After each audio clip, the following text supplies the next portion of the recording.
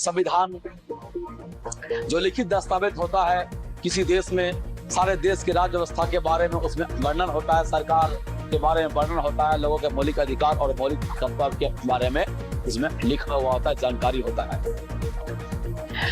संविधान केवल एक लिखा हुआ दस्तावेज नहीं है। बहुत सारे विद्यार्थी या बहुत सारे लोग कहते थे कि संविधान जो है एक भारी भरकम मोटा किताब है, बुक है और कैंची और गोंद से बनाया गया एक मोटा पोथी और एक किताब है, एक डेथ बॉडी है। ऐसा सोचना गलत है। जो व्यक्ति ऐसा बोलते हैं उनका विचार अपना हो सकता है, उनका अपना आर्ग्यूमेंट हो सकता है। ऐसे व्यक्ति संपूर्ण रूप से संविधान को नहीं समझे, हमारे भारत संविधान को नहीं समझ पाए हैं, उनकी जानकारी शॉर्ट संक्षिप्त कम है, इसलिए वो इस प्रकार के बोलते हैं। ऐसा बात नहीं है। संकुचित दृष्टिकोण होने के चलते हुए बोलते हैं। ऐसे व्यक्तियों से हमें सहानुभूति है और ऐसे व्यक्तियों को मैं चाहूंगा कि आप जो है विस्तार पूर्वक भारत संविधान को पढ़ें और भारत के राज्य व्यवस्था को जाने, भारत के समाज को जाने और भारत के इतिहास को जाने।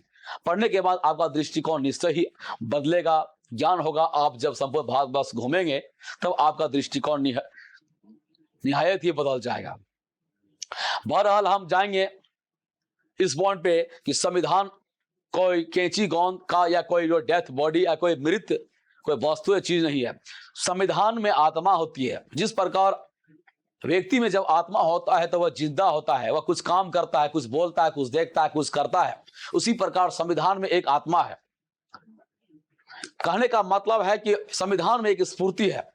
संविधान में एक ऐसा चीज है जिससे हमारे देश, हमारे संपूर्ण देश भारत में जिस प्रकार के कुछ हो रहे गतिविधि हो रहे हैं, उसे कौन कर रहा है?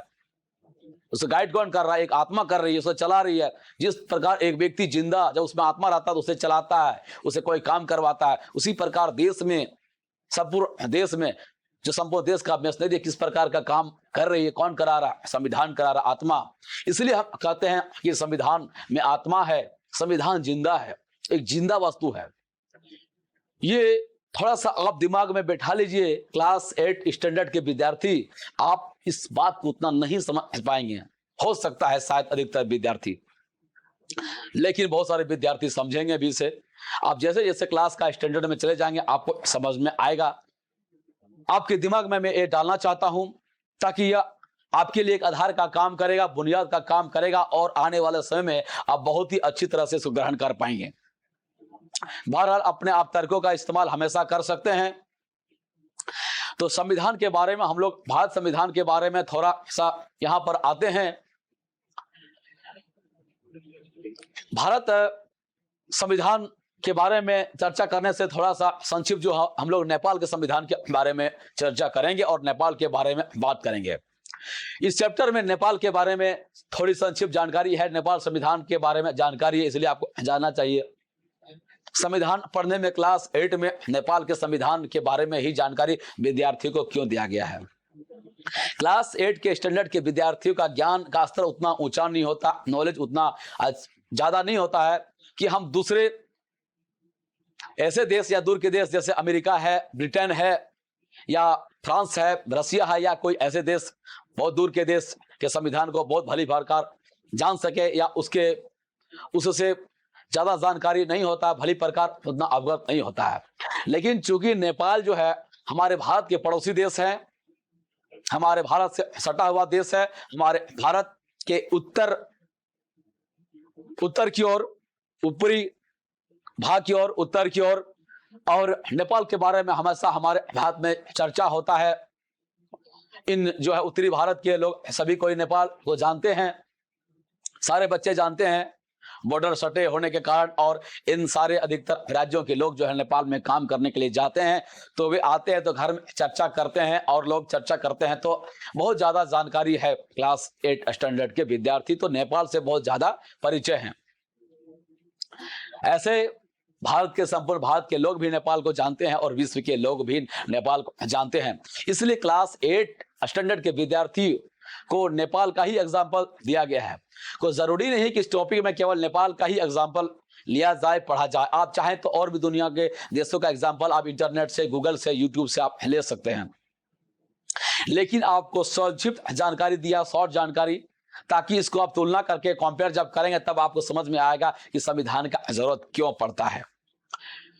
जैसे हम लोग जानते हैं भारत में अभी लोकतंत्र है, 1947 के बाद से भारत में लोकतंत्र है, और अभी 21वीं शताब्दी में भी लोकतंत्र है, डेमोक्रेसी।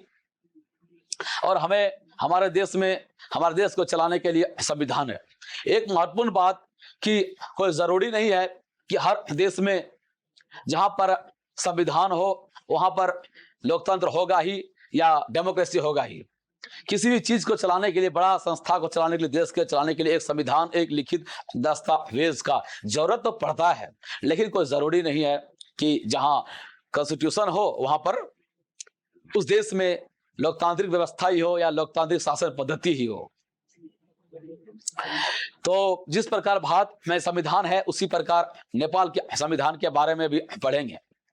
तो हम लोग नेपाल जो हमारा पड़ोसी देश है, हम लोग देखते हैं कि जैसा हम लोग नेपाल के बारे में थोड़ा देख रहे हैं कि नेपाल हमारा पड़ोसी देश है, हमारे उत्तरी भारत से सटने वाला पड़ोसी राज्य नेपाल।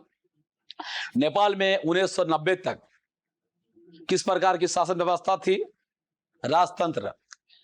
राजतंत्र में उस देश का जो सबसे प्रमुख व्यक्ति, सबसे हेड, सबसे मुख्य व्यक्ति होता है, राजा होता है।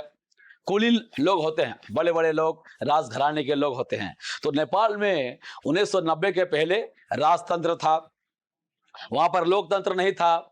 लोकतंत्र होता है for the people, by the people, of the people. लोगों का, लोगों के लिए, लोगों के द्वारा, लोगों का बात सुना जाता है। लोग प्रतिनिधि को अपने में से, अपने जनता में से किसी लोगों को चुनते हैं प्रतिनिधि के रूप में, और यही प्रतिनिधि बाद में ऊपर में जाके एक संसद बनाता है, और यही प्रतिनिधि लोग जो होते हैं कानून बनाता है, किस प्रकार कानून बनना चाहिए, किस प्रकार का आचरण होगा, क्या काम होगा, किस प्रकार का विकास होगा, क्या होना चाहिए, नहीं होना चाहिए, ये प्रतिनिधि लोग बनाते हैं। और इस प्रतिनिधि में से एक जो है सबसे बड़ा या मुख्य नेता, जैसे प्रधानमंत्री या राष्ट्रपति का चुनाव होता है।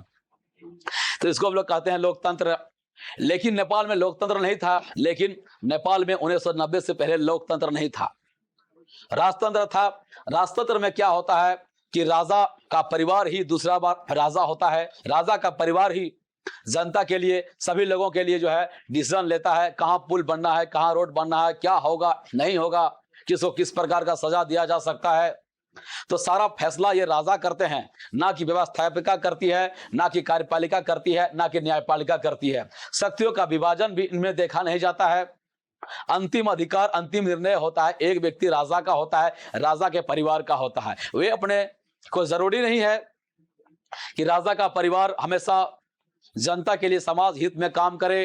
कभी वे अपने स्वार्थ के लिए, अपने मतलब के लिए हर डिसीजन, हर फैसला अपना काम करते हैं। और ये राजा लोग, ये कुलीन लोग, इतिहास में हमेशा रहा है कि अत्याचारी, निरंकुश बन जाते हैं और आम लोगों को, शिक्षित लोगों को, सजग लोगों को सताने लगते हैं, परेशान करने लगते हैं, टॉर्चर करने लगते हैं। उसके साथ अन्याय किया जाता है, उससे जबरन टैक्स वसूला जाता है, उसके संपत्ति को छीन लिया जाता है, उनका हत्या भी कर दिया जाता है, गलत तरीके से झूठा आरोप लगा के उन्हें मृत्युदंड, फांसी, बहुत तरह का यातनाएं और सजा दिया जाता है।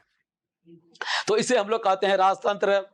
राजतंत्र में उस देश का अधिकतर जो धन और दौलत और साधन होता है, एन के प्रकार से आम लोगों से ठग कर, छीन कर वो अपने पास ले जाते हैं, और अधिकतर जनता को कष्ट में, भूखों मरने दिया जाता है और कष्ट में रहने दिया जाता है। तो इस पद्धति को कहते हैं राजतंत्र। तो इसी प्रकार से राजतंत्र था नेपाल में 1990 के पहले।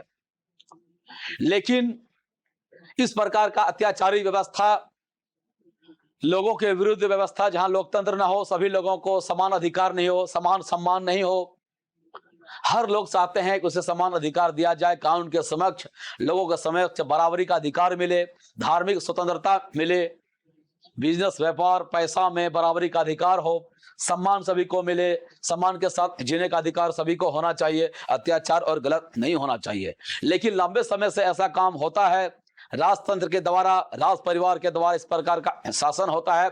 कोई बहुत ज्यादा बुद्धिमान व्यक्ति या बहुत ज्यादा ताकतवर, छल कपट, पाखंड से सत्ता को अपने अधीन कर लेते हैं और नीचे पर शासन करने लगते हैं। इस पद्धति को कहते हैं राजतंत्र। मोनार्की, किंगशिप, बहुत सारे नाम है अंग्रेजी शब्द में। लेकिन लोकतंत्र में क्या होता है कि लोगों को वोट देने का अधिकार होता है, राजतंत्र में वोट देने का अधिकार नहीं होता। वे अपने आप ही चुन जाते हैं पीढ़ी दर पीढ़ी। बाप को मरने के बाद बेटा राजा बनता है, और वो बेटा मरने के बाद फिर उसका बेटा और पोता और परपोता राजा बनता है, और वही प्रधानमंत्री और वही राष्ट्रपति बनता है। चाहे वह निहायत ही बेवकूफ हो, निहायत ही लंपट हो, निहायत ही चोर हो, निहायत ही दुष्ट भी हो सकता है। लेकिन लोकतंत्र में जनता के द्वारा वैसे व्यक्ति चुनकर आते हैं जिन्हें जनता पसंद करती है, जो शिक्षित व्यक्ति होते हैं, जो ईमानदार व्यक्ति होते हैं, जो उदार व्यक्ति होते हैं, लोगों का भला चाहने वाला होता है, लोगों का कल्याण करने वाला होता है, और लोगों के लिए काम करते हैं। लंबे समय में लोग उन्हें समझते हैं, बूझते हैं, अनुभव करते हैं, और उसके बाद उन्हें ही लोग वोट देकर चुन के उन्हें सत्ता पर भेजता है, और फिर वह उन लोगों के हित के लिए ही वह काम करता है और कानून बनाता है। तो इसे हम लोग कहते हैं लोकतांत्रिक प्रणाली, लोकतांत्रिक देश या लोकतांत्रिक व्यवस्था या डेमोक्रेसी। तो नेपाल में 1990 के पहले लोकतंत्र नहीं था, राजतंत्र था, लेकिन लंबे समय से अत्याचार और इस निरंकुश सत्ता जो जारी था, तो नेपाल के लोग बहुत परेशान थे, और अधिकतर आम लोग, नेपाल के लोग लामबंद हुए, गोलबंद हुए। लामबंद मतलब होता है बहुत सारे लोग किसी राजनीतिक हित को प्राप्त करने के लिए एक साथ जो है जमा हो जाते हैं, धरना जुलूस प्रदर्शन करते हैं किसी चीज को प्राप्त करने के लिए, तख्ता पलट करने के लिए, या राजा को या सरकार को बात मनवाने के लिए।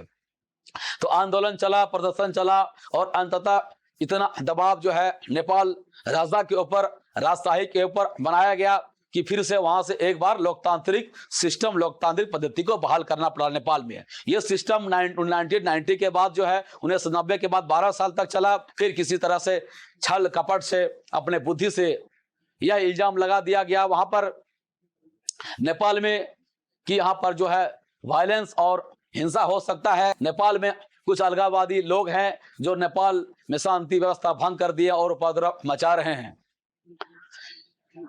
तो इन अलगाववादियों का बहाना बनाकर नेपाल के राजा ने फिर से अपने शक्ति को अपने अधीन कर लिया। लेकिन फिर वही बात, इतिहास गवाह है कि लोग किसी भी सत्ता को, राजशाही हो या कुलीन तंत्र हो, तानाशाह को बर्दाश्त करते नहीं हैं, और इस प्रकार से फिर लोगों में एक चेतना, लामबंद जुलूस, धरना प्रदर्शन और जागृति आगे चलता रहा।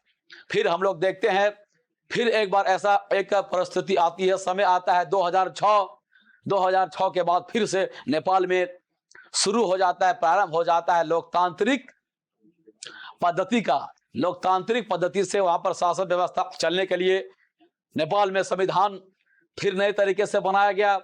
1990 का पहले नेपाल का संविधान देखते हैं। उस संविधान में लिखा गया था कि उस देश का जो शासन का उपयोग, संचालन वहां के कार्यपालिका करेंगे, और शासन के ऊपर, उस देश के शक्ति के ऊपर अंतिम निर्णय और अंतिम फैसला, अंतिम शक्ति, पावर राजा के ऊपर रहेगा।